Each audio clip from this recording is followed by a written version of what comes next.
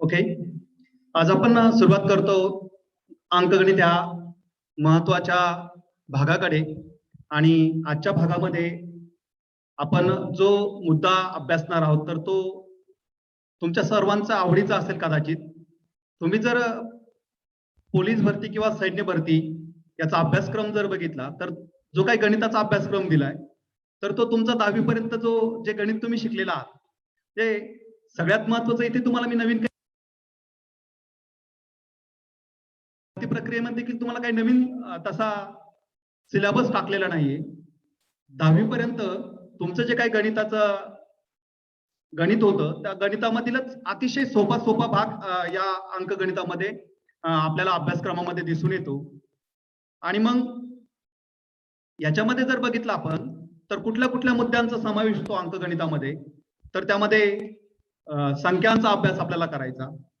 म्हणजे नैसर्गिक संख्या असेल, विषम संख्या असेल, समसंख्या असेल, म्हणजे संख्यांचे वेगळे प्रकार आहेत आणि त्या संख्या आपल्याला ओळखता आल्या पाहिजे गणितातल्या.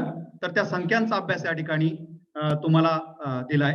त्यानंतर स्थानिक किंमत काढायची, विभाज्यतेच्या कसोट्या, बेरीज, वजाबाकी, भागाकार, गुणाकार, म्हणजे ज्या काही आपल्याला परिचयाच्या असणाऱ्या ज्या गोष्टी आहेत दैनंदिन गोष्टीत, तर त्या गोष्टी या ठिकाणी दिल्या. त्यानंतर वर्ग, घन, वर्गमूळ, घनमूळ, घातांक, अपूर्णांक, दशांश, अपूर्णांक, लसावी, मसावी, त्यानंतर सरासरी,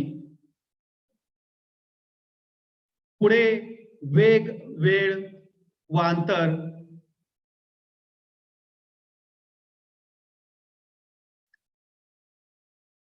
त्यानंतर काळ, काम, वेग व मजुरी, त्याचबरोबर गुणोत्तर व प्रमाण, भागीदारी, वयवारिता, पाण्याची टाकी, नळ, म्हणजे जे काही तुम्हाला काही आकार दिले जातात आणि त्यावर काही गणित सोडवायला सांगितले जातात. त्यानंतर शेकडेवारी, पर्सेंटेज, नफा व तोटा, प्रॉफिट अँड लॉस, सरळ व्याज व चक्रवाढ व्याज, जो भाग आज आपण शिकणार आहोत.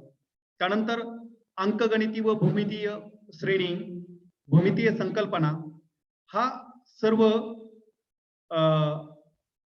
सिलेबस त्या ठिकाणी तुम्हाला प्रोजेक्टेड सिलेबस आहे. यातील सर्वच गोष्टी येतील असं नाहीये, पण आपण या सगळ्या गोष्टींचा अभ्यास त्या ठिकाणी करायचा आहे. आणि त्यानंतर जर तुम्ही चांगल्या पद्धतीने सगळे घटक जर अभ्यासले विद्यार्थी मित्रांनो, तर मला नाही वाटत की तुम्ही 25 पैकी एकही मार्क्स ह्या भागामध्ये तुम्ही त्या ठिकाणी मिस कराल. संपूर्ण मार्क्स तुम्हाला त्या ठिकाणी मिळू शकतात जर तुम्ही चांगली तयारी केली तर. ओके.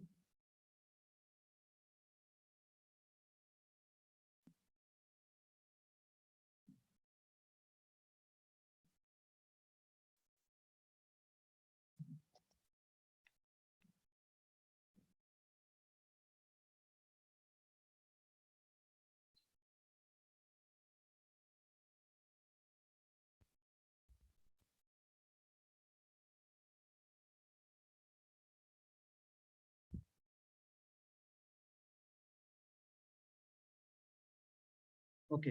स्क्रीन दिसते तुम्हाला व्यवस्थित? टेक्स्ट वाचता येतं? ओके. तर ह्या सर्व भाग त्या ठिकाणी तुम्हाला अभ्यासायचा. आणि मग आज आपण जो भाग या ठिकाणी शिकणार आहोत तर सरळ व्याज व चक्रवाढ व्याज, या दोन संकल्पना आज आपण या ठिकाणी अभ्यासणार आहोत. त्यावरचे गणित आपण या ठिकाणी सोडून घेणार आहोत. मग यामध्ये सरळ व्याज आणि चक्रवाढ व्याज या घटकांचा अभ्यास करण्यापूर्वी या संकल्पना कुठून आल्या, त्या कशाच्या संदर्भात आहेत, तर हे आपण त्या ठिकाणी अभ्यासलं पाहिजे. मग या संकल्पना अभ्यासत असताना व्याज ही संकल्पना बेसिकली आपल्याला कुठून ऐकायला येते, तर बँकेकडनं ऐकायला येते. म्हणजे बँकेच्या संदर्भात आपण या संकल्पना वापरतो. अर्थात बँकेच्या संदर्भातच नाही, पण इतर ठिकाणी देखील व्याज ही कन्सेप्ट आपण त्या ठिकाणी अभ्यासत असतो. मग बँक आणि कर्ज या दोन घटकांशी व्याज या संकल्पनेचा संदर्भ येतो. ज्यावेळेस आपण कर्जाचा विचार करतो त्यावेळेस आपल्याला व्याज ही संकल्पना अभ्यासावी लागते, समजून घ्यावी लागते. आणि मग त्याचे दोन प्रकार त्या ठिकाणी आपण अभ्यासतो, सरळ व्याज आणि चक्रवाढ व्याज. मग आता व्याज म्हणजे काय बेसिकली कोण सांगेल? दिलंय पण समोर दिसतंय पण तुम्हाला स्क्रीनवर, पण तुम्ही तुमच्या शब्दात पण सांगू शकता व्याज म्हणजे काय नेमकं.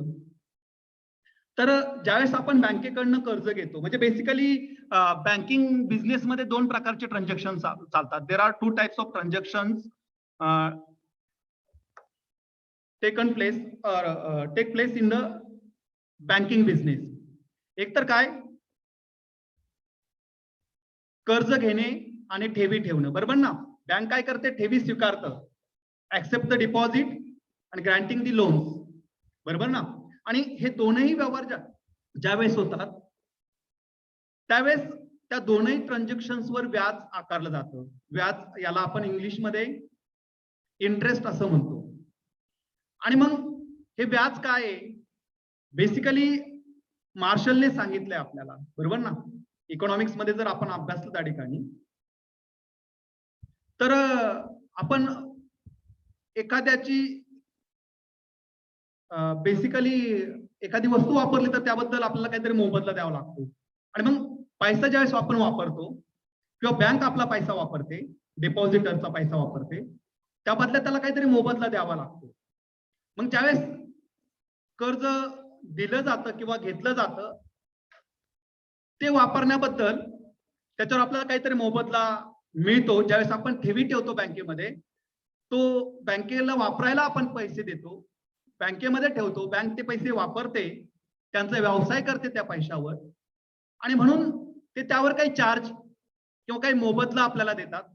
त्याचबरोबर बँकेकडनं आपण जर कर्ज घेतलं तर त्या कर्जावर देखील बँक काही चार्ज आकारते, काही मोबदला आकारते, आणि तो मोबदला म्हणजेच काय, व्याज, बरोबर. म्हणजे व्याज ही संकल्पना तशी तुम्हाला नवीन नाहीये. तर interest is the charge on loan and deposit. म्हणजे लोनवर कधी असेल, ज्यावेळेस when bank grant the loan to the borrowers, बरोबर ना. ज्यावेळेस कर्जदाराला बँक कर्ज देते त्यावेळेस, म्हणजे लोन देते, त्या लोनवर देखील इंटरेस्ट चार्ज केला जातो. आणि त्याचबरोबर जे काही ठेवीदार आहे, डिपॉझिटर्स आहे, they deposit their saving and money into the bank. At that time bank give them charge on their money. त्यांच्या पैशावर बँक त्यांना काय करते, चार्ज देते. त्याला देखील आपण त्या ठिकाणी काय म्हणणार आहोत, इंटरेस्ट असं म्हणणार आहोत. मग आता इंटरेस्ट कॅल्क्युलेट करण्याच्या ज्यावेळेस आपण इंटरेस्ट कॅल्क्युलेट करतो तर तिथे बेसिकली आपण फॉर्म्युला वापरतो, आणि त्या फॉर्म्युल्यामध्ये काही घटक येतात, आणि त्या घटकांचा अभ्यास आपल्याला जर लक्षात आला, म्हणजे त्या घटक जर लक्षात आले की नेमकं त्याच्यामध्ये काय काय येतं आणि त्याचा अर्थ काय होतो, तर मला असं वाटतं ह्या टॉपिक मध्ये काही शिल्लक राहत नाही. पण त्या मूळ संकल्पना आपल्याला समजावून घेणं अतिशय गरजेचं बनतं. त्यातली पहिली संकल्पना येते मुद्दल, बरोबर ना. पहिली संकल्पना काय येते, मुद्दल येते. आता मी एक उदाहरण देतो, आणि त्या उदाहरणामध्ये मी ज्या संकल्पना विचारणार आहेत तर त्यातली कोणती अमाऊंट ही त्या संकल्पनेच्या निगडित आहे, याचं उत्तर मला तुमच्याकडनं पाहिजे, बरोबर ना. मग मी उदाहरण तुम्हाला त्या ठिकाणी देतो. बँकेने अक्षयला 10,000 रुपये कर्जाने दिले. बँकेने अक्षयला 10,000 रुपये कर्जाने दिले, आणि त्या कर्जावर बँकेने दरवर्षी 10% दराने व्याज आकारले, आणि बँकेने अक्षयला ते कर्ज 5 वर्षासाठी दिले. लक्षात येते, अक्षयला बँकेने किती कर्ज दिले, 10,000 रुपीज, आणि त्यावर व्याजाचा दर किती आकारला, 10%. ते कर्ज किती कालावधीसाठी दिलं, 5 वर्षासाठी दिलं, बरोबर ना. आणि आता इथं मी थोडस म्हणजे 5 वर्षासाठी दिलं, आणि 5 वर्षाने अक्षयने बँकेला 15,000 रुपये परत केले. अक्षयने बँकेला 15,000 रुपये परत केले. 4 बाबी मी इथे तुम्हाला सांगितल्या, 4 बाबी सांगितल्या. पहिली बाब सांगितली, अक्षयने बँकेकडनं किती कर्ज घेतलं? 10,000 रुपये कर्ज घेतलं. बँकेने 10,000 रुपये कर्ज दिलं. आता जी रक्कम कर्ज म्हणून घेतली जाते त्याला व्याजाच्या संकल्पनेमध्ये मुद्दल असं म्हणतात. सॉरी, मला तुम्हाला विचारायचं होतं नाही का. तर यामध्ये मुद्दल किती आहे? 10,000 रुपये मुद्दल आहे. किती मुद्दल? 10,000 रुपये. आता मुद्दल म्हणजे काय? कर्ज जितक्या रकमेचं कर्ज दिलं जातं किंवा जितकी रक्कम ठेव म्हणून स्वीकारली जाते त्या रकमेला मुद्दल असं म्हणतात. कर्ज कधी दिलं? आज दिलं. कर्ज कधी दिलं? आज दिलं. आणि अक्षयने त्याची परतफेड कधी केली? 5 वर्षाने केली. बरोबर. आणि मग आज जर कर्ज त्या ठिकाणी दिलं तर त्या आजच्या दिलेल्या कर्जाला आपण त्या ठिकाणी मुद्दल असं म्हटलं. इंग्लिशमध्ये त्याला प्रिन्सिपल म्हणतात. काय म्हणतात? प्रिन्सिपल असं म्हणतात. आणि ज्यावेळेस आपण फॉर्म्युला वापरतो त्यावेळेस आपल्याला जो प्रिन्सिपलचा पी आहे, म्हणजे मुद्दलसाठी आपण फॉर्म्युलामध्ये काय वापरतो? पी वापरतो. काय वापरतो? पी वापरतो. आता त्याला सायंटिफिक लँग्वेज मध्ये किंवा मॅथमॅटिकल लँग्वेज मध्ये प्रेझेंट व्हॅल्यू असं देखील म्हणतात. काय म्हणतात? Present value. प्रेझेंट म्हणजे कोणती? आत्ताची. प्रेझेंट म्हणजे कोणती? आत्ताची. आणि जी काही मुद्दल आहे किंवा जी काही प्रिन्सिपल आहे ते आत्ताच दिलं. बरोबर. बँकेने आत्ताच दिलं म्हणून त्याला प्रेझेंट व्हॅल्यू म्हणतात. प्रेझेंट व्हॅल्यू का म्हणतात? तर त्याची आजची असणारी व्हॅल्यू, म्हणून त्याला प्रेझेंट व्हॅल्यू असं म्हणतात. मग आता दुसरा भाग या ठिकाणी तुमच्या त्या उदाहरणामध्ये येतो. म्हणजे पहिला आपण काय बघितलं? मुद्दल बघितलं. मुद्दलला काय म्हणतो आपण? प्रिन्सिपल असं म्हणतो. And principal denoted by P, capital P.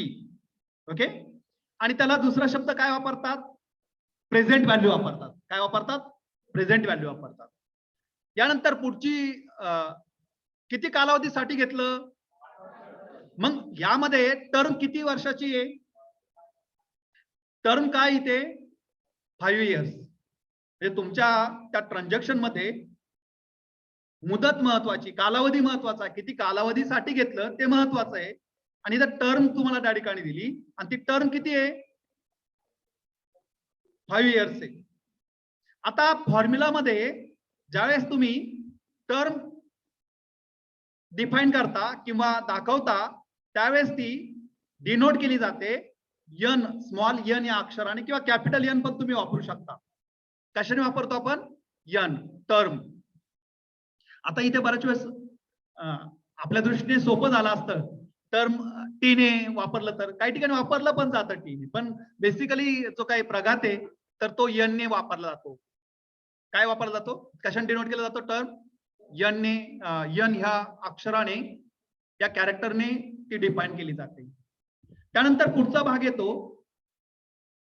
अक्षयला किती टक्के दराने त्या ठिकाणी व्याज द्यावं लागलं? 10%. म्हणजे व्याजाचा दर किती आहे?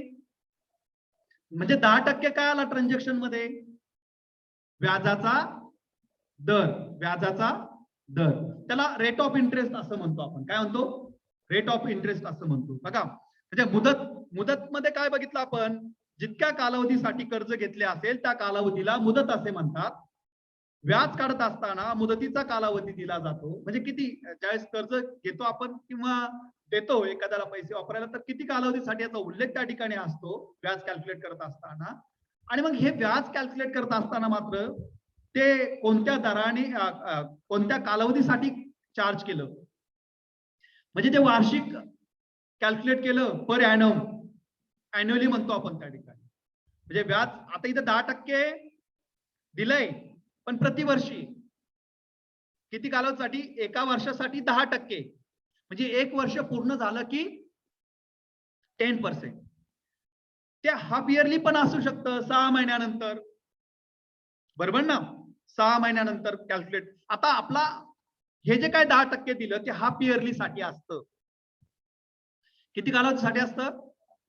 म्हणजे कॅल्क्युलेट करण्याची जे काही जो एन दिला तो कसा दिला, हाफ इयरली दिला असेल. आता एकूण किती कालावधीसाठी अक्षयने कर्ज काढलं, 5 वर्षासाठी.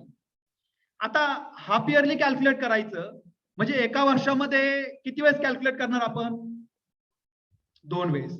पहिले 6 महिने झालं की एकदा, परत पुढचे 6 महिने झालं की एकदा. म्हणजे एका वर्षामध्ये किती, म्हणजे हाफ इयरली असेल तर किती टर्न येणार कॅल्क्युलेशनचे, म्हणजे एका वर्षासाठी हाफ इयरली असेल तर एन किती असणार, किती वर्षासाठी व्याज कर्ज काढलं. मग हाफ इयरली असेल तर टर्म किती आली, 10. एन किती आली, 10 इयर्स नाही म्हणणार आपण, एन इज इक्वल टू 10, बरोबर ना, एन इज इक्वल टू 10. तेच कधी कधी क्वार्टरली पण कॅल्क्युलेट केलं जातं, म्हणजे त्रैमासिक 3-3 महिन्यानंतर, बरोबर ना. मग आता जर इथे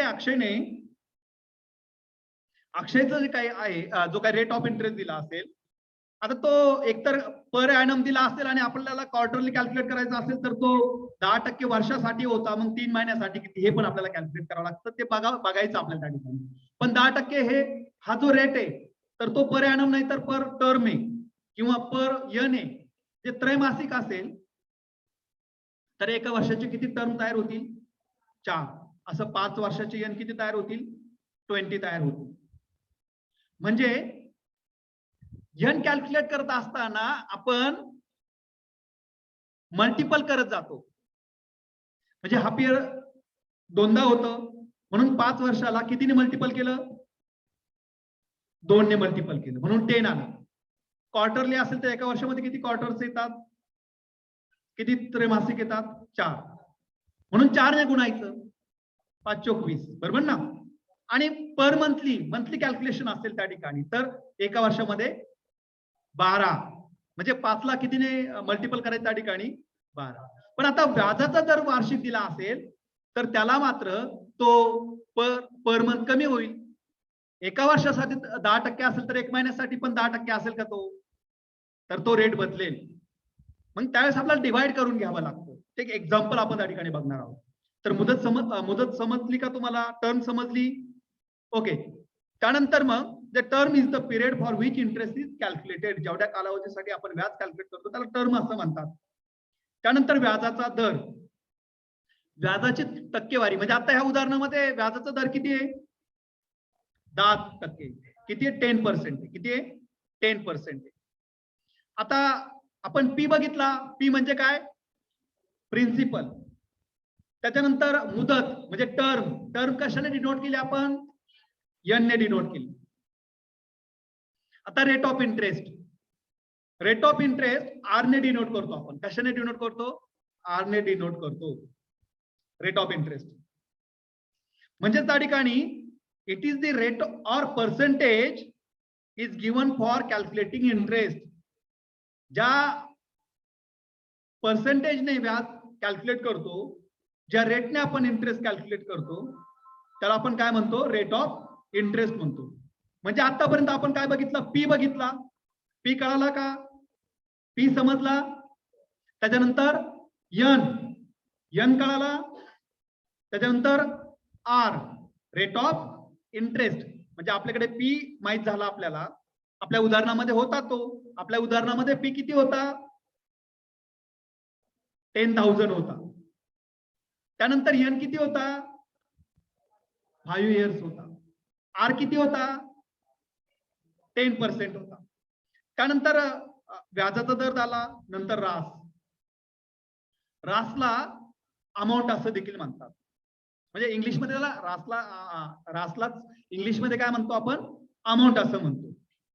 ज्यावेळेस आपण आपल्या मुद्दलीमध्ये, जी मुद्दल आहे त्या मुद्दलीमध्ये आपण व्याज ऍड करतो, म्हणजे मुद्दल आणि व्याजाची बेरीज म्हणजे काय, रास. मुद्दल आणि व्याजाची बेरीज म्हणजे काय, रास. आता इथे रास पण सांगितली मी तुम्हाला दिलेल्या उदाहरणामध्ये, किती होती ती, 15,000 होती. म्हणजे या उदाहरणामध्ये सर्व सांगून दिलंय, खरं तर काही कॅल्क्युलेट करायला ठेवलेलं नाहीये, पण तरी पण आपण एक कॅल्क्युलेशन करू शकतो. अमाऊंट ऑफ इंटरेस्ट दिलाय का तो? किती व्याज आकारलं हे दिलंय का? नाही. पी दिलाय, मुद्दल दिली. रेट ऑफ इंटरेस्ट दिला, पिरियड दिला, त्याची काही गरज नव्हती, कारण डायरेक्ट आपल्याला काय दिलंय? रास पण दिली. रास किती होती? 15,000. ज्यावेळेस आपण रास मधून मुद्दल वजा करतो, रास मधून मुद्दल वजा करतो, त्यावेळेस येणाऱ्या रकमेला व्याज असं म्हणतात. काय म्हणतात? व्याज असं म्हणतात. रास मधून मुद्दल वजा करतो म्हणजे amount minus principal. Interest is equal to व्याज बरोबर interest is equal to amount minus principal. Amount minus principal. Amount मधून प्रिन्सिपल वजा केलं की इंटरेस्ट निघतो. म्हणजे आपलं इक्वेशन तयार होतं बघा. इथे सूत्र तयार होतं. काय सूत्र तयार होतं? I is equal to A minus amount A ने डिनोट करतो आपण, कॅपिटल ए ने. अमाऊंट कशाने डिनोट करतो आपण? ए ने. I is equal to A minus P. आता मला तुम्हीच दुसरं इक्वेशन तयार करून सांगाल या तीन घटकांवर, तीन गोष्टी. There are 3 determinant: amount, principal and interest. Okay. आता मी तुम्हाला विचारतोय, पी इज इक्वल टू राहिलेल्या दोघांचा संबंध लावा.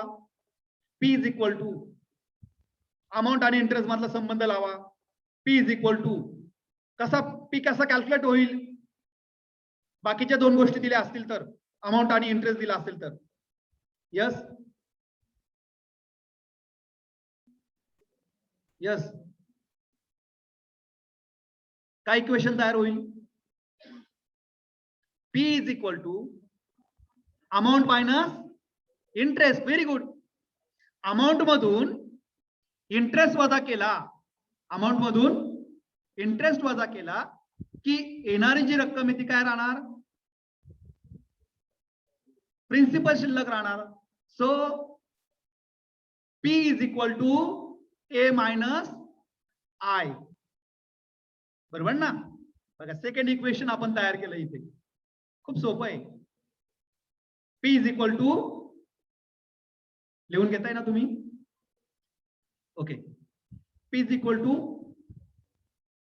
किंवा मग लक्ष द्या, आता मी व्हिडिओ पण शेअर करेल ग्रुपवर. ओके. तर त्यानंतर तुम्ही नोट्स प्रिपेअर करणार आहात. काय म्हणतोय आपण? P is equal to A minus I. पहिलं इक्वेशन काय घेतलं आपण? I is equal to A minus P. I is equal to A minus P. आपल्या एक्झाम्पल मध्ये पी किती होता? 10,000 होता. किती होता? ए किती होता? रास किती होती? 15,000. मग ए मायनस पी 15,000 वजा 10,000. 15,000 वजा 10,000 म्हणजे आय किती आला आपला? 5,000. सेकंड इक्वेशन आपण बघितलं, P is equal to A minus I. बरोबर ना? आता 5,000 आपलं व्याज आपण कॅल्क्युलेट केलं. ए किती होता आपला? 15,000.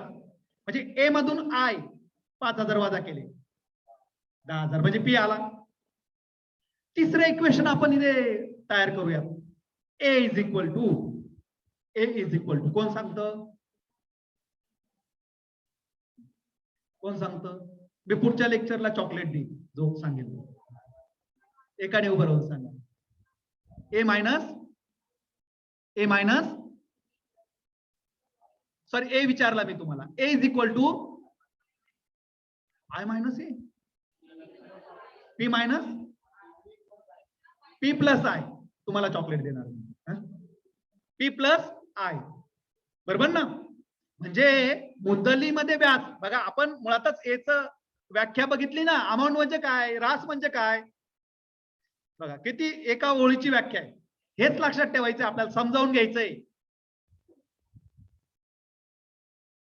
गणिताची भाषा आपण सूत्रामध्ये अडकवण्यापेक्षा आपण ती वाक्यांमध्ये अडकवायची, वाक्यांमध्ये समजावून घ्यायची, सेंटेन्स मध्ये समजावून घ्यायची आणि मग ती एकदा समजली की मग सूत्रात टाकायची. आपण काय होतं, मुळातच गणिताची भीती सगळ्यात जास्त असते ती सूत्रांमुळे, बरोबर ना.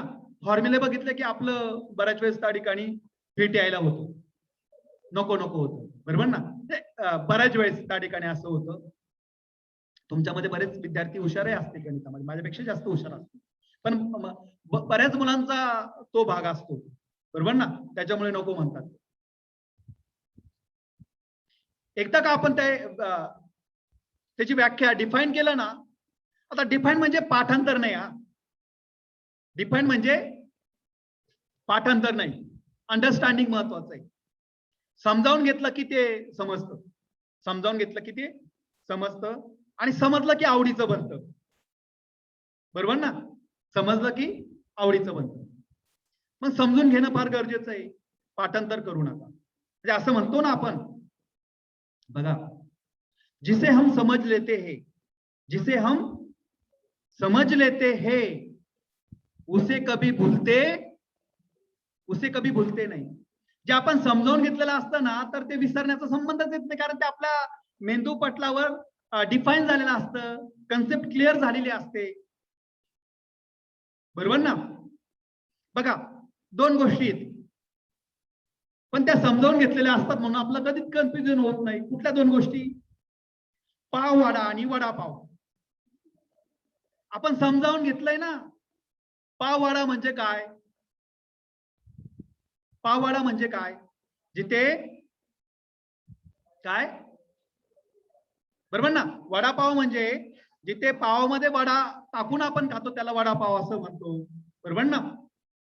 Is it clear. आणि पावासह जो तळतो त्याला आपण पाववाडा. हे कन्सेप्ट क्लिअर केल्यात म्हणून ती चित्र तयार झाली बघा आपल्या समोर, झाली ना.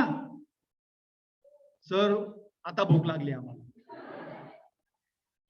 हा चित्र तयार झालं. इथे चित्र म्हणजे आपला फॉर्म्युला आहे. ओके, विनोदाचा भाग सोडून द्या, पण ते चित्र तयार झाले. वडापाव लगेच चित्र आलं आपल्या बरोबर ना दृष्टीसमोर. त्यानंतर पाववाडा म्हणलं की पाववाड्याचं चित्र त्या ठिकाणी. तसंच इकडे हे समजावून घ्या. एकदा समजलं की मग तुम्हाला पाठांतर करण्याची गरज नाही. म्हणून मी सांगत होतो, जिसे हम समझ लेते हैं उसे कभी भूलते नहीं, और यदि उसे भूलते हैं तो समझ लेना उसे कभी समझे ही नाही. जे आपण समजावून घेतलं ते कधी विसरत नाही. आणि जर आपण असं म्हणत असो की मी ते समजावून घेतलं, मला ते जमतं, मला ते येतं, आणि जर ते आपण विसरत असू तर समजून घ्या ते आपण कधीच समजून घेतलेलं नाही, फक्त पाठांतर केलं आपण. गणितामध्ये बरेच वेळेस आपण फॉर्म्युले पाठ करण्याचा प्रयत्न करतो, गलत हीच होती. तिथे इतके मोठ्या संख्येने फॉर्म्युले असतात आणि मग कुठला कुठला फॉर्म्युला पाठांतर करायचा. आणि तिथे असं आहे की एक जरी डिनोशन चुकलं तरी काय होतं, सगळं चुकून जातं. म्हणून पाठांतर करायचं नाही गणितामध्ये, समजावून घ्यायचं. समजावून घेतलं की मग ते समजतं. म्हणजे हा माझा वैयक्तिक मी अनुभव तुमच्याशी शेअर करतो. समजावून घ्या, तुम्हाला मग जमेल ते सगळं. मग आपण त्या ठिकाणी 3 फॉर्म्युले तयार केले बघा. 3 फॉर्म्युले तयार केले. काय फॉर्म्युला? पहिला काय केलं आपण? I is equal to A minus P. Second, P is equal to A minus I. बरोबर ना, A मायनस I. ओके. आणि तिसरा फॉर्म्युला तयार केला आपण, A is equal to P plus I. P plus याच्यामध्येच खेळायचं आपल्याला इथे जे काय आहे ते, बरोबर ना. मग कधी तुम्हाला काय कॅल्क्युलेट करायला लावतील? इंटरेस्ट कॅल्क्युलेट करायला लावतील. काय कॅल्क्युलेट करायला लावतील? इंटरेस्ट कॅल्क्युलेट करायला लावतील. इंटरेस्ट कॅल्क्युलेट करायचा तर तुम्ही काय काय काय काय बघायचं बघा. दिलेल्या तुमच्या उदाहरणामध्ये काही विशिष्ट गोष्टी असल्या की उर्वरित जी काय बाब आहे ती आपल्याला शोधता येते. म्हणजे आपल्या उदाहरणामध्ये आपल्याला व्याज कॅल्क्युलेट करायचं ना, तर एक तर काय दिला पाहिजे, पी दिला पाहिजे. काय दिला पाहिजे? पी तरी असला पाहिजे किंवा ए तरी असला पाहिजे. त्याच्यानंतर रेट ऑफ इंटरेस्ट असला पाहिजे, व्याजाचा दर असला पाहिजे. त्यानंतर तुमचा एन दिला पाहिजे, पिरियड दिला पाहिजे, टर्म दिली पाहिजे, किती कालावधीसाठी, बरोबर ना? तर आपण आपोआप त्या ठिकाणी व्याज कॅल्क्युलेट करू शकतो.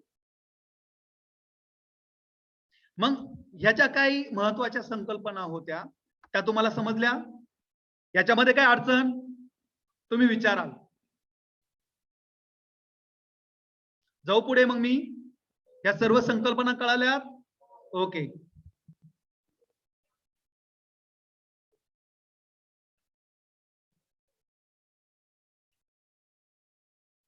ओके, आता आपण मग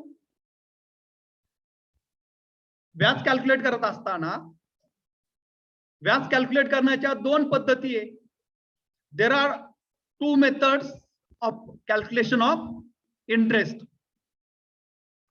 एक कोणती? सरळ व्याज, नावाप्रमाणेच आहे, सरळ एकदम आवडणारी असते, त्या ठिकाणी सहज कॅल्क्युलेट करता येतं, सोपा फॉर्म्युला आहे, गुंतागुंत नाहीये. आणि दुसरी मेथड चक्रवाढ व्याज. ही एक एक संकल्पना अभ्यासनापूर्वी मला असं वाटतं आपण दोघांमधला त्या ठिकाणी दोघांचा अर्थ मी तुम्हाला सांगतो आणि भेद मी तुम्हाला एका उदाहरणाच्या सहाय्याने एक्सप्लेन करतो. त्यानंतर तुम्हाला एक्झॅक्टली सरळ व्याज कॅल्क्युलेट करत असताना असं डोक्यात कन्फ्युजन राहायला नको की नेमकं चक्रवाढ व्याज काय असेल. ते अगोदरच क्लिअर असेल तर नाही का, म्हणजे हा रस्ता जर कोपरगावला जातो पण तो दुसरा कुठे जातो हे डोक्यात कायमचं जर असेल तर मग थोडस डाऊट राहत चालतात. जरी आपण कोपरगाव रस्त्याने चाललो आहोत पण तो दुसरा रस्ता कुठे जातो हे जर माहिती असेल त्या ठिकाणी तर आपल्याला त्या ठिकाणी कंपॅरिझन करायला सोपं जातं. मग दोन मेथड्स आहेत. एक एक आहे सरळ व्याज. सरळ व्याजला इंग्लिशमध्ये काय म्हणतो आपण? सिंपल इंटरेस्ट असं म्हणतो. आणि ते डिनोट करतो आपण एस आय ने. एस आय, कॅपिटल एस आणि आय, सिंपल इंटरेस्ट, सरळ व्याज. आणि दुसरी जी काय मेथड आहे ती कोणती? चक्रवाढ व्याज. मग सरळ व्याज आणि चक्रवाढ व्याज मध्ये काय फरक आहे? सरळ व्याज म्हणजे सरळ सरळ व्याज कॅल्क्युलेट केलं जातं. आता बघा, मी तुम्हाला जे उदाहरण दिलं तर ते सरळ व्याजाचं उदाहरण दिलं होतं मी तुम्हाला, म्हणजे उत्तर जे सांगितलं मी तुम्हाला तर ते सरळ व्याजानुसार मी तुम्हाला एक्सप्लेन केलेलं होतं. कोणी सांगेल तुमच्यापैकी सरळ व्याज आणि चक्रवाढ व्याज मध्ये काय फरक आहे नेमका, कसं कॅल्क्युलेट केलं जातं? थोडंफार काही? यस, बरोबर, व्याजावर व्याज, त्याला काय म्हणतो आपण? चक्रवाढ व्याज म्हणतो. आणि सरळ व्याज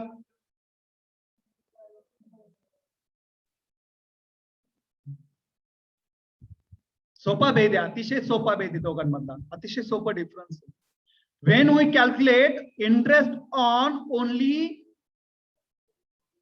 on principal,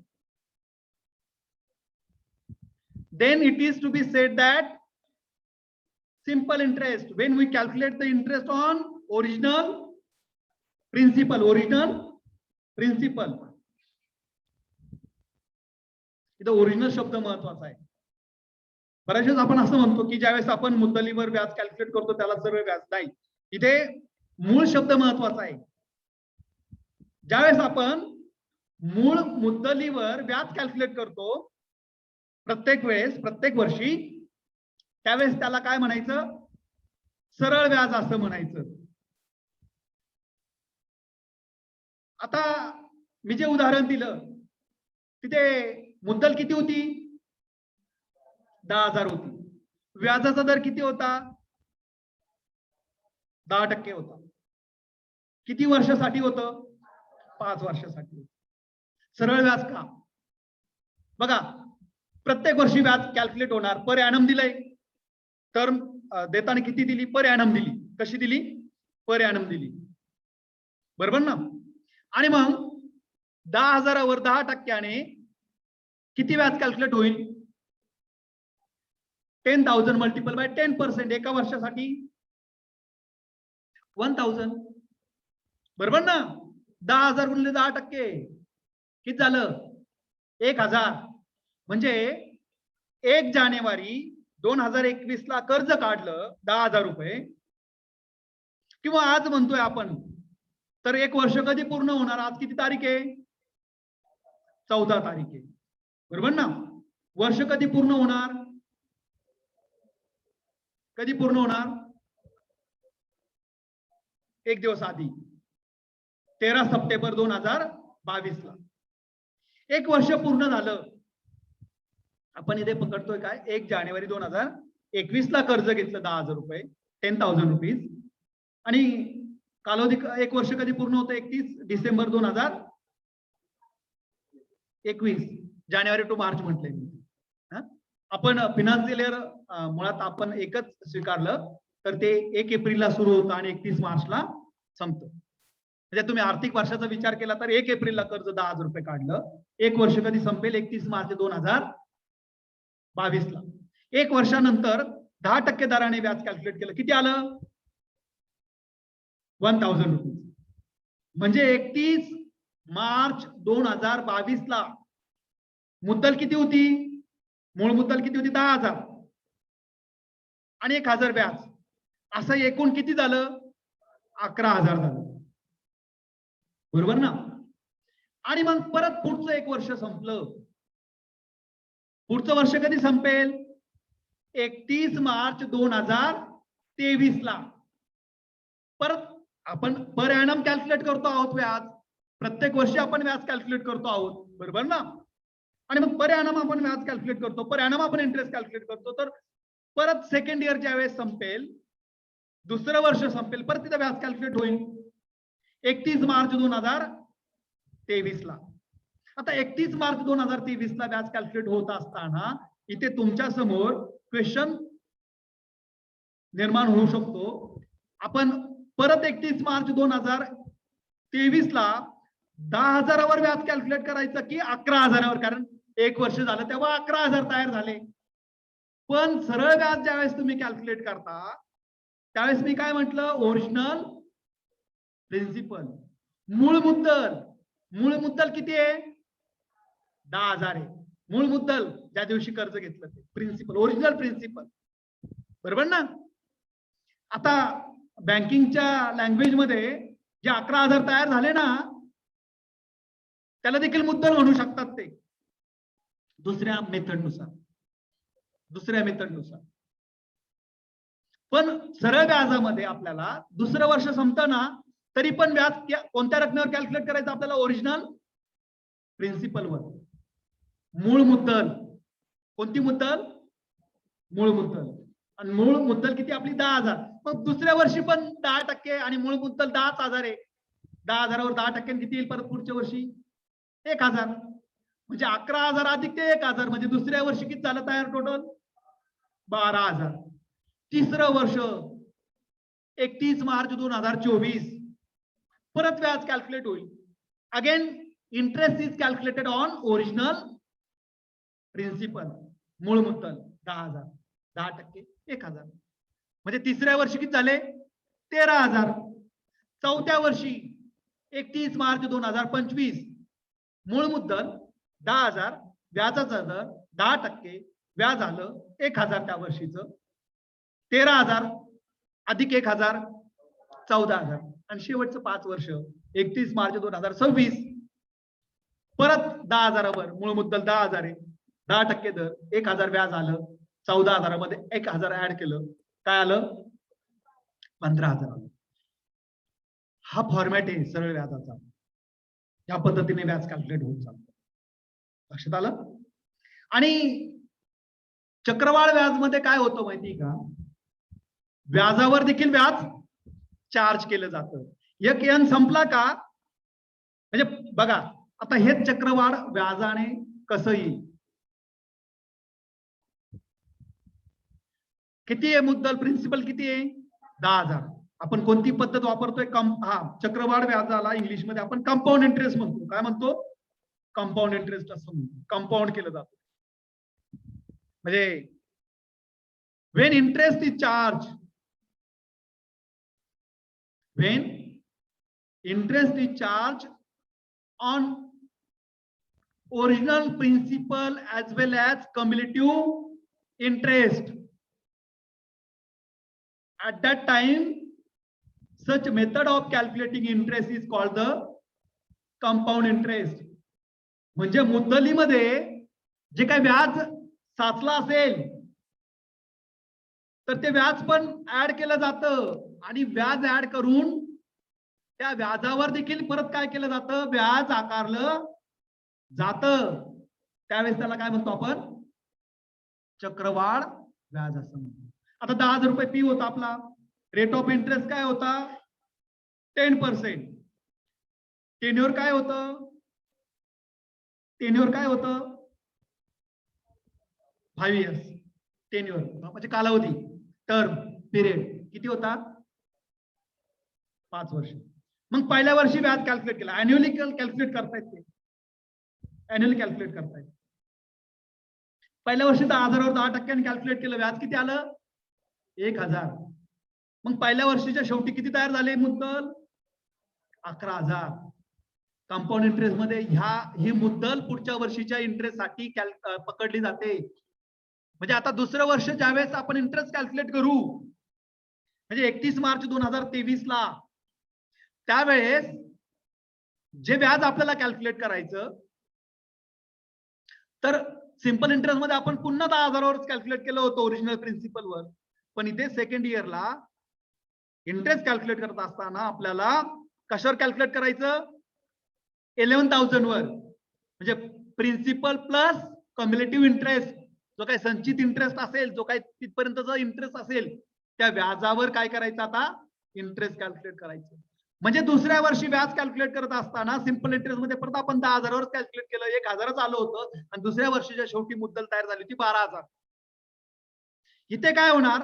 पहिल्या वर्षी मुद्दल तयार झाली 11,000. दुसऱ्या वर्षी व्याज कॅल्क्युलेट करत असताना 11,000 वर 10% कॅल्क्युलेट होणार. आणि मग दुसऱ्या वर्षी व्याज किती येणार? दुसऱ्या वर्षीचं 1,100 रुपये येणार. 11,000 वर 10% किती येतं बघा? 1100 येतं ना. 1,100 म्हणजे पहिले 11,000 आणि हे 1,100. म्हणजे दुसऱ्या वर्षीच्या शेवटी ती किती तयार होणार? ती किती तयार होणार? 12,100 दुसऱ्या वर्षीच्या शेवटी. तिसऱ्या वर्षीच्या इंटरेस्ट कॅल्क्युलेशन साठी. म्हणजे पहिलं 11,000 जमा झालं होतं, हे 1,100 व्याज आला 11,000 वर दुसऱ्या वर्षाच्या शेवटी. म्हणजे एकूण किती झालं तिथे? 12,100. तिसऱ्या वर्षी कॅल्क्युलेट करत असताना 10% कशावर कॅल्क्युलेट करणार? 10,000 वर, 11,000 वर का 12,100 वर? 12,100 वर. 12,100 वर कॅल्क्युलेट केलं म्हणजे किती आलं ते? 12,100 वर कॅल्क्युलेट केलं तर इथे येतं 1,210 रुपये. 1,210 येतं ना? नक्की. माझं गणित थोडं कच्चं आहे. हा, बरोबर सांगतोय ना मी रकमा. 12,100 वर 10% कॅल्क्युलेट केलं आपण, 1,210 आलं. बरोबर ना? Sorry, 13,000.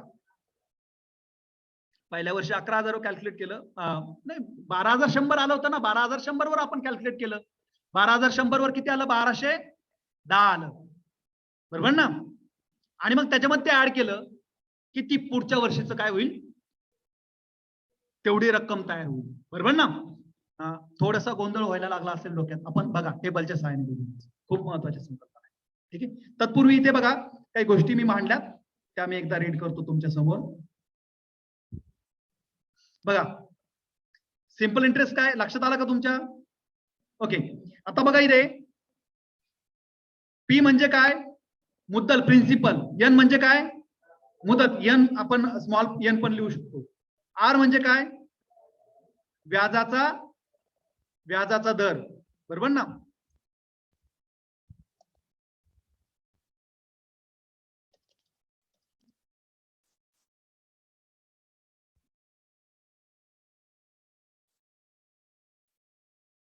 Rate of interest.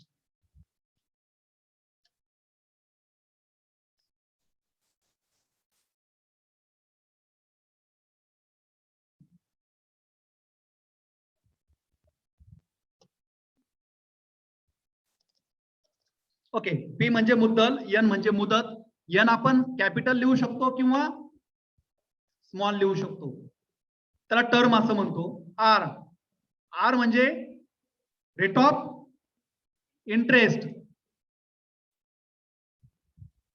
R. त्याच्यानंतर त्याला व्याजाचा दर म्हणतो आणि ए म्हणजे अमाऊंट. ओके, बघा इथे इक्वेशन तयार झालं.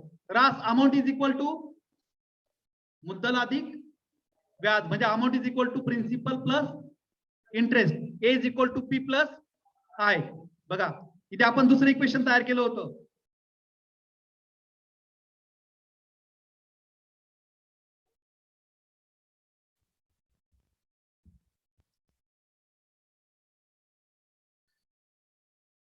पी इज इक्वल टू सांगा मग मला.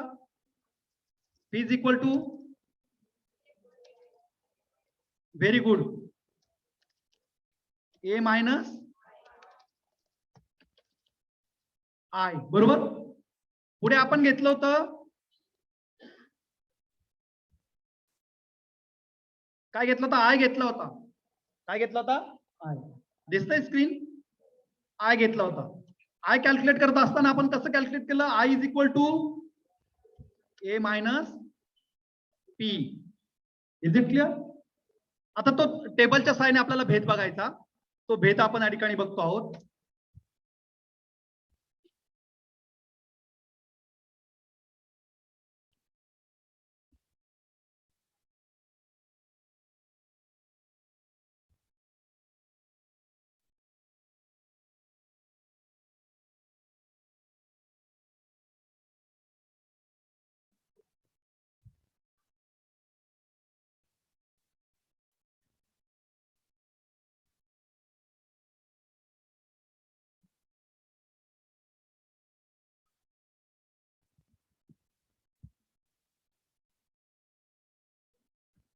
ओके,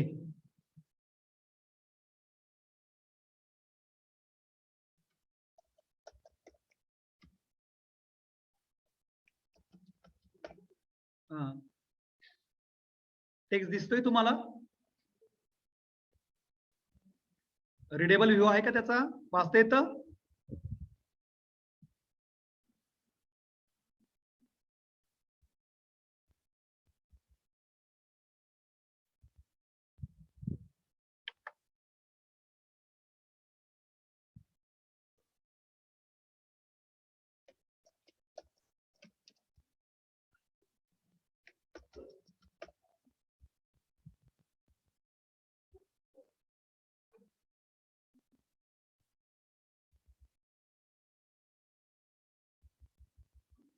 ओके, बघा आपण सिंपल इंटरेस्ट आणि कंपाऊंड इंटरेस्ट याच्यातला भेद बघूयात.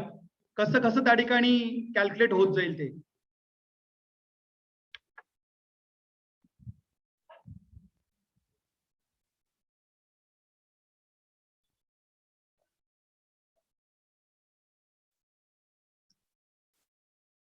ओके, आता इथे आपण काय म्हणतो आहोत? 1 जानेवारी असं म्हणूयात आपण. जानेवारी टू डिसेंबर असं कॅल्क्युलेट करत जाऊयात आपण. 1 जानेवारी 2021, बरोबर ना? या दिवशी पी किती होता आपला? 10,000 होता. किती होता? 10,000 होता. आणि मग आता 31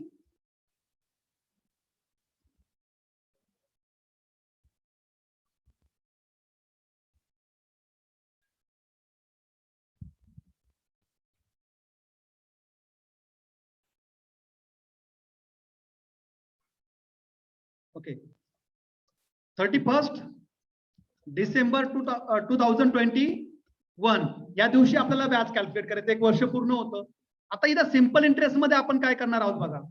सिंपल इंटरेस्ट मध्ये आपण किती रुपयावर कॅल्क्युलेट करणार? 10,000 मल्टिपल बाय काय? 10%, बरोबर ना? म्हणजे इथे त्याच्यावर किती येणार? ते 1,000 येणार. इथे पण काय होणार? पहिल्या वर्षी कंपाऊंड इंटरेस्ट मध्ये पण त्याच पद्धतीने इंटरेस्ट किती येणार? 1,000 येणार, बरोबर ना? बघा इथे पहिल्या वर्षी आपली प्रिन्सिपल तिथे सुरुवातीला होती 10,000. 10,000 म्हणजे इथे किती रक्कम तयार झाली? 11,000. इथे पण 11,000. बरोबर ना? आता 1 जानेवारी 2021 ला 11,000 11,000 आहे. परत त्याच्यावर इंटरेस्ट कधी कॅल्क्युलेट होईल आपला? 31 काय डिसेंबर 2000. सॉरी इथे 21च केलं मी. किती करायला पाहिजे होतं? 22. 22. आता इथे कसं कॅल्क्युलेट होईल? इथे सिंपल इंटरेस्ट मध्ये कशावर कॅल्क्युलेट करतो आपण? ओरिजिनल प्रिन्सिपल वर. म्हणजे किती रुपयावर होईल? 10,000 मल्टिपल बाय 10%. म्हणजे इथे व्याज किती आलं? 1,000 आलं. आता इथे कंपाऊंड इंटरेस्ट मध्ये किती रुपयावर होईल कॅल्क्युलेट? ते 10,000 वर का 11,000 वर? 11,000 वर कॅल्क्युलेट होणार.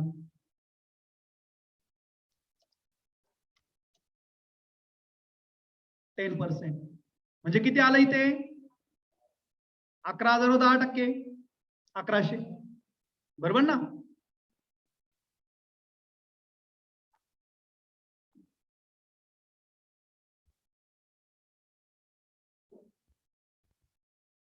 ओके. मग आता परत इथे जी काय रक्कम तयार होणार आहे आपली, काय 1 जानेवारी 2023 ला इथे किती झाली? 12,000. आणि इथे किती झाली? 12,000 यस 100. बरोबर ना? इथे किती झाले? 11,000 अधिक 1,000 12,000. आणि इथे 11,000 अधिक 1100 1,100 12,100.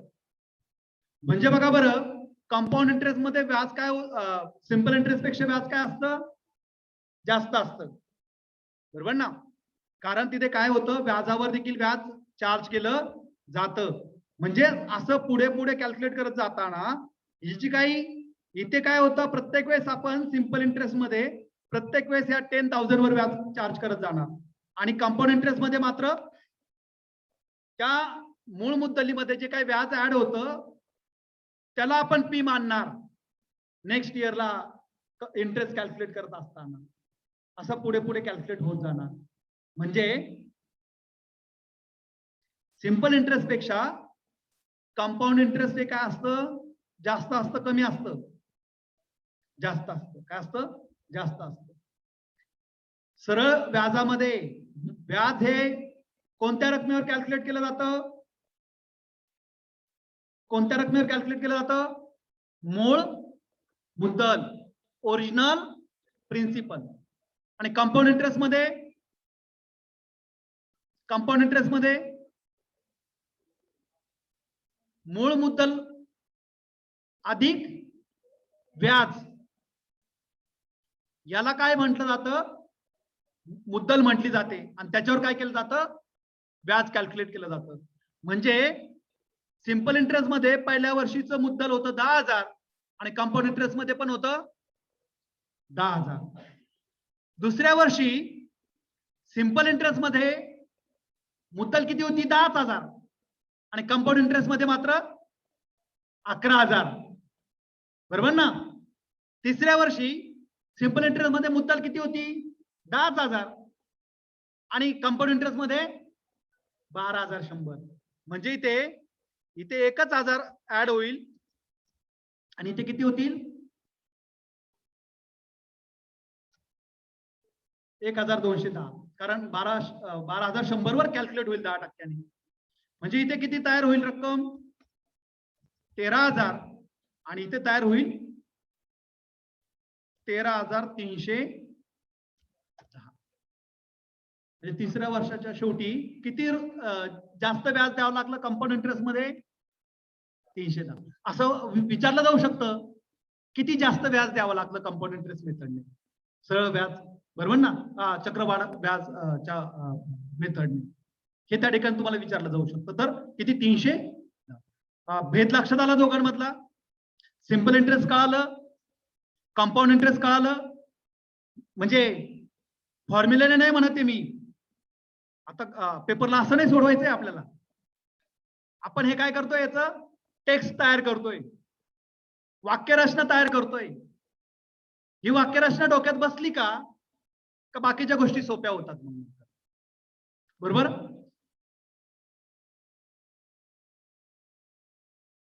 पुढे जातोय आपण, सिंपल इंटरेस्ट कडे येतोय. आता आपल्याला उदाहरणं सोडवायची. काय आहे फॉर्म्युला दिलाय सिंपल इंटरेस्टचा इथे. SI is equal to PRN upon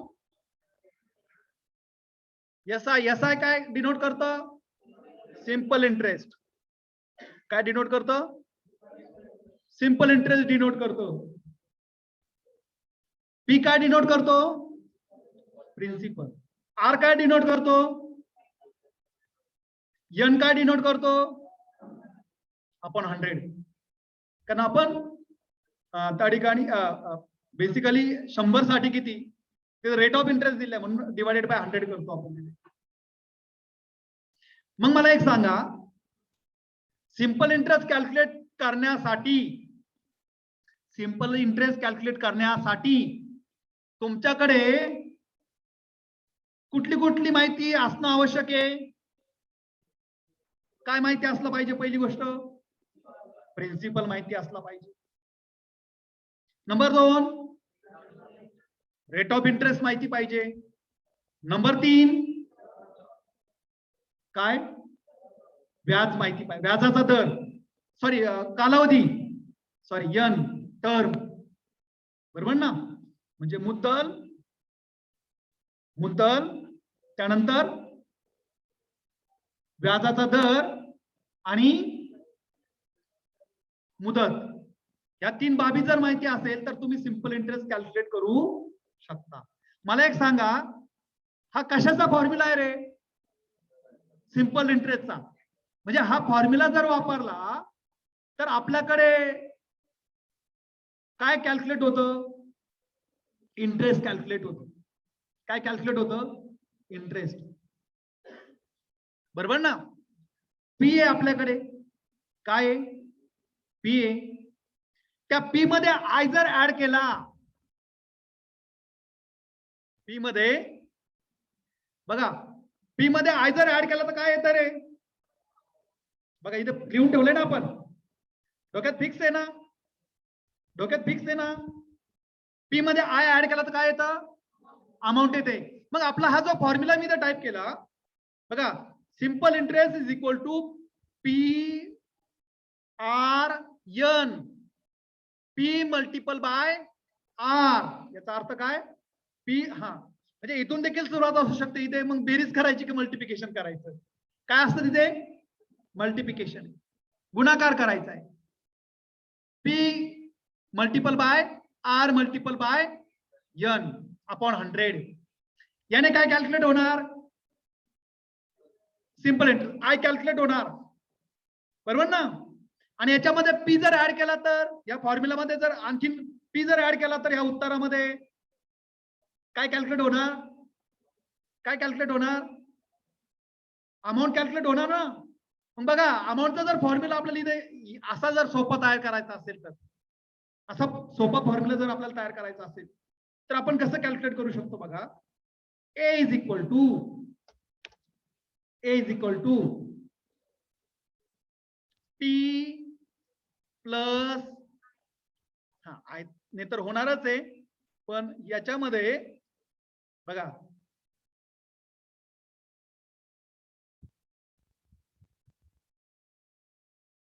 दिसतोय फॉर्म्युला तुम्हाला,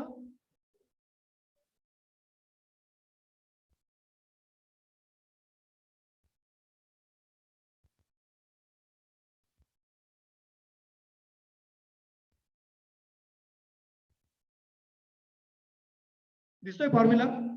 काय केलं तुम्ही, ए मध्ये काय, त्या SI मध्ये काय ऍड केला, P.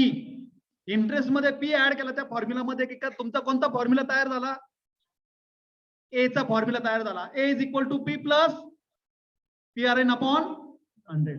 दुसरा पण फॉर्म्युला आहे त्यासाठी. पण मग आपल्याला कदाचित एखाद्या टेक्निकल फॉर्म्युला न जाण्यापेक्षा असा जर फॉर्म्युला तयार करता आला तर असं काही होत नाही. तिथे तुम्हाला आन्सर महत्वाचं आहे. पेपरला काय महत्वाचं आहे? आन्सर महत्वाचं आहे. कोणता फॉर्म्युला मार्क्स आहे का तुम्हाला? तुम्हाला तिथे काही रिटर्न पेपर सोडवायचा आहे का? ऑप्शन टिक करायचंय, पण याचं सोल्युशन करून बघायचंय तुम्हाला, रफ करायचंय. तेच आपण असं वापरून ते सोडवू शकतो. बरोबर ना? म्हणजे असाही फॉर्म्युला तुम्ही तयार करू शकता. A is equal to P plus PRN upon 100. याने देखील तुम्ही काय कॅल्क्युलेट करू शकता? ए कॅल्क्युलेट करू शकता. बरोबर ना? P plus PRN upon 100. इतका सोपा फॉर्म्युला त्या ठिकाणी त्याने देखील तुम्ही तयार करू शकता. काही एक्झाम्पल बघूयात आपण आता. मग फॉर्म्युलाचा वापर करूयात. फॉर्म्युला समजला? तुर्ताच एवढा लक्षात ठेवा. काय? SI is equal to PRN upon 100. P काय स्टँड आहे? P stand for principal, R stand for, N stand for P multiple by R multiple by N upon 100 is equal to SI. ठीक आहे. एक एक्झाम्पल लिहून देतो मी तुम्हाला, घ्या लिहून. एकदा टाईप करण्याचा प्रयत्न करतो.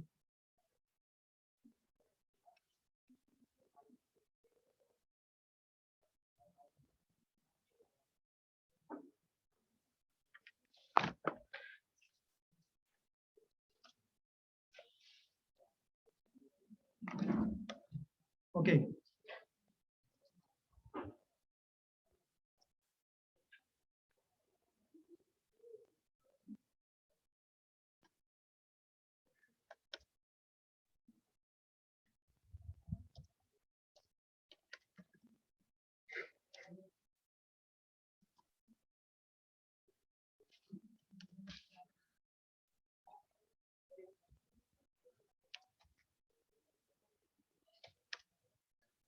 जसे 5 दराने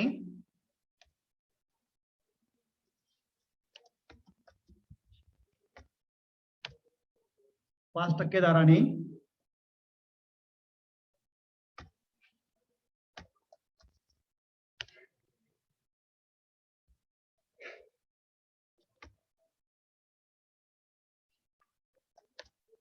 बघा ₹25,000 25,000 रुपयांचे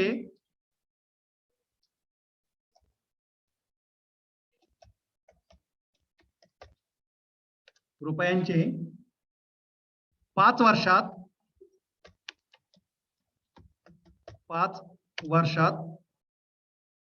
सरळ व्याज किती?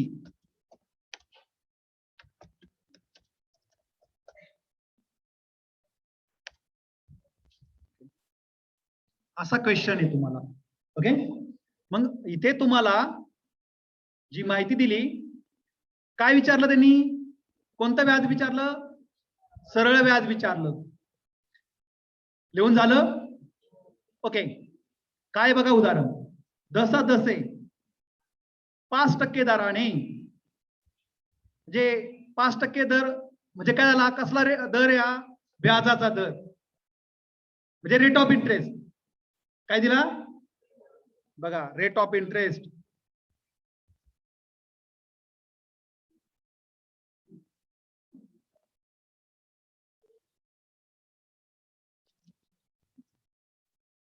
Rate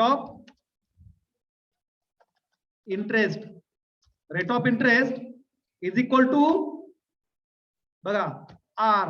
rate of interest R is equal to किती? 5%. बरोबर ना? त्यानंतर काय दिलं तुम्हाला? ₹25,000 रुपयांचे, म्हणजे इथे कर्ज किती रुपये? 25,000. म्हणजे प्रिन्सिपल कशाने डिनोट करतो आपण? P ने डिनोट करतो. किती दिलं? 25,000. आणि पुढे काय दिलं? टर्म दिली. किती वर्षात? 5 वर्षात. Term is equal to N is equal to 5 years. Okay. इथं 5 म्हणलं तरी चालतं टर्म लिहित असताना, कारण प्रत्येक वेळेस इयर्स येईल असं नाहीये. कारण हाफ इयरली असेल तर इयर लिहून चालेल का तुम्हाला? 5 वर्षाचे टर्म किती होतील तिथे? 10 होतील हाफ इयरली असेल तर. क्वार्टरली असेल तर 20 होतील. मंथली असेल तर 60 होतील. बरोबर ना? ईएमआय कॅल्क्युलेट कर. ईएमआय नाही तुम्हाला दिलेला सिलेबस मध्ये, इक्वेटेड मंथली इन्स्टॉलमेंट म्हणतो आपण. ईएमआयच्या वेळेस आपल्याला पर मंथ ते कॅल्क्युलेट करावं लागतं. म्हणजे 5 वर्ष असेल तर त्याचे ईएम किती तयार होतो तिथे? 60. बरोबर ना? 60. मग आता इथे बघा, सिंपल इंटरेस्ट कॅल्क्युलेट करण्यासाठी आपल्याकडे फॉर्म्युला आहे PRN upon 100. Principal multiple by rate of interest multiple by term. म्हणजे बघा हा फॉर्म्युला असा, हे PRN नाही लक्षात राहत सर आम्हाला प्रिन्सिपल समजतं, आम्हाला रेट ऑफ इंटरेस्ट समजतो, आम्हाला टर्म समजते. हा फॉर्म्युला तुम्ही असाही तयार करू शकता, असं काही नाहीये.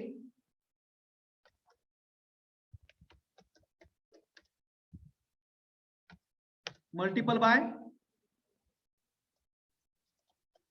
Rate of interest multiple by term. झाला फॉर्म्युला तयार. बरोबर ना? किंवा मग लक्षात ठेवत असताना इथे जो गोंधळ होतो, म्हणजे मुळातच आम्हाला भरती व्हायचंय, आम्हाला गणिताची आवड नाहीये, आणि मग आवड नसेल का खूप खूप क्वेश्चन तयार होतात, खूप क्वेश्चन्स मनामध्ये तयार होतात. मग इथे PRN मग इथे मल्टिपल करायचं की ऍडिशन करायचं का सबस्ट्रॅक्शन करायचं, काही लक्षात येत नाही. सरळ सरळ मग लक्षात ठेवण्यासाठी तुम्ही असं केलं तरी चालेल. P multiple by R multiple by N, P multiple by R multiple by N upon 100 असं लिहिलं तरी चालेल. मग बघा आपल्याकडे हा फॉर्म्युला तयार आहे, आणि मग या फॉर्म्युला मध्ये आपण अमाऊंट टाकून घेऊयात आपल्या दिलेल्या.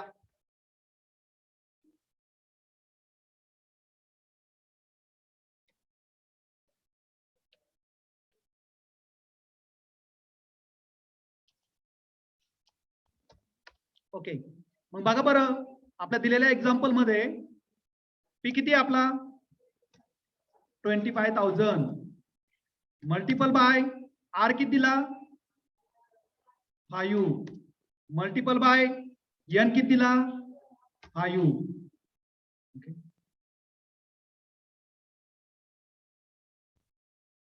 आणि मग सरळ 25,000 गुणिले 25 गुणिले 5 गुणिले 5 असं करा, किंवा 25,000 गुणिले 25 केलं तरी चालेल. 25,000 गुणिले 5 गुणिले 5 करा, किंवा मग इथे काय ट्रिक्स वापरायची आता, म्हणजे बऱ्याच वेळेस काय होतं, मग ते गुणाकार लिहित बसायचा, वेळ जातो वगैरे. बरोबर ना? मग आपण 0 कॅन्सल करू शकतो इथे. बरोबर ना? म्हणजे जर इथे अंशस्थानी आणि छेदस्थानी इथले जर आपण समांतर 0 कॅन्सल केले तर आपलं मल्टिप्लिकेशन छोटं येईल. आता इथे 100 आहे बघा, 100 मध्ये किती 0 आहे आपले, आणि ह्या 25,000 मध्ये 3 आहे. पण याच्यामधले आपण याच्यातले जर 2 0 कॅन्सल केले, बरोबर ना, याच्यातले जर आपण 2 0 कॅन्सल केले तर 25,000 मधले पण 2 0 आपण कॅन्सल करू शकतो. म्हणजे 100 मधले 2 0 गेले, एक राहिला, एकला तिथे मग व्हॅल्यू नाही राहणार. म्हणजे सरळ 25,000 मधले 2 0 गेले तर तिथे किती शिल्लक राहतं? 250. 0 0 कॅन्सल झाले, कारण खालचं आपण कॅन्सल करून टाकलं. मल्टिपल बाय 5 आणि मल्टिपल बाय 5. आता हा गुणाकार सोपा झाला. बरोबर ना?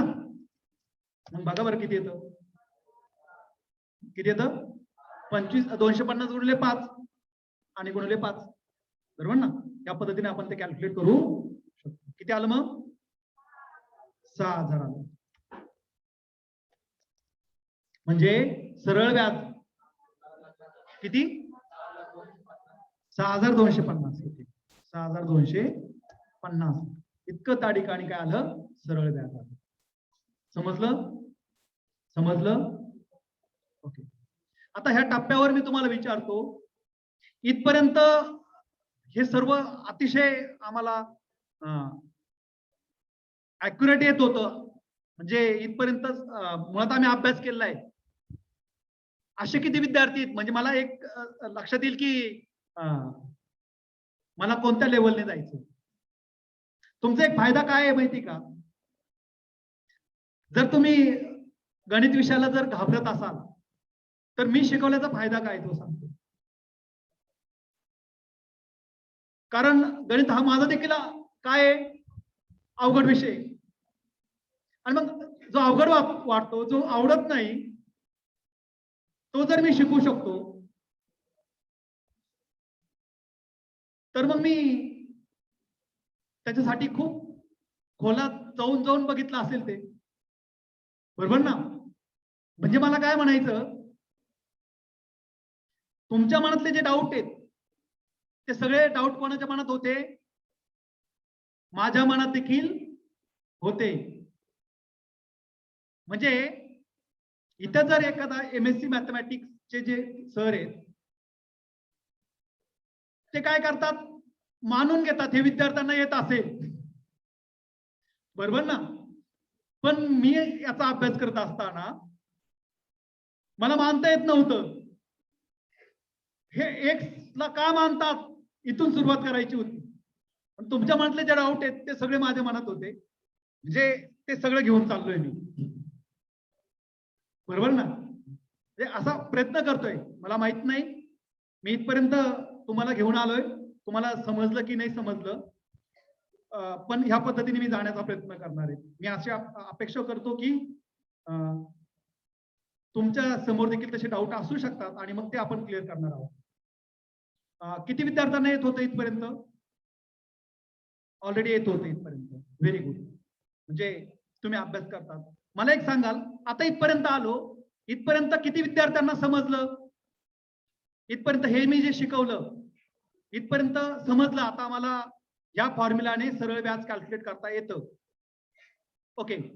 आता किती विद्यार्थी की ज्यांना इथपर्यंत नाही समजलं? समजलं नक्की? ओके. काही अडचण इथपर्यंत? घ्या पुढचं उदाहरण. गणित एकतर समजावून घ्यायचं आणि दुसरी गोष्ट काय, समजावून घेतल्यावर काय करायची? प्रॅक्टिस करायची. हे उदाहरण एक सोडून नाही द्यायचं.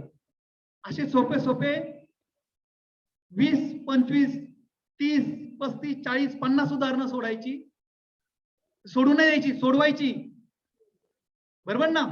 25,000च्या जागी 5,000 टाकून बघायचं, 5% जागी 7% टाकून बघायचं, 5 वर्षाच्या जागी 2.5 वर्ष टाकून बघायचं.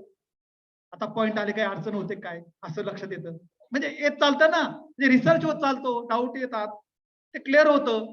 अपूर्णांकात आहे, काही अडचण येते काय? टर्म 2.5 वर्षाची दिली किंवा पर्सेंटेज 7.5% दिले, काय अडचण येते का? ते समजतं. ओके, घ्या पुढचं उदाहरण.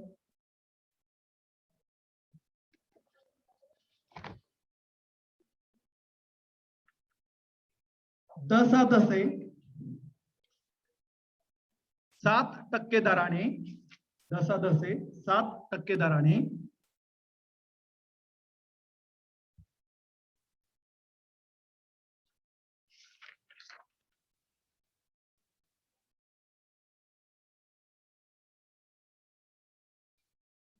₹1,75,000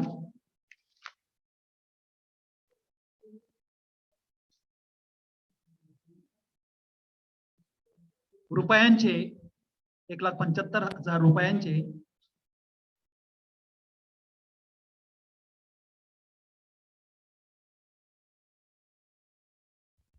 10 वर्षात सरळ व्याज किती? सरळ व्याज किती?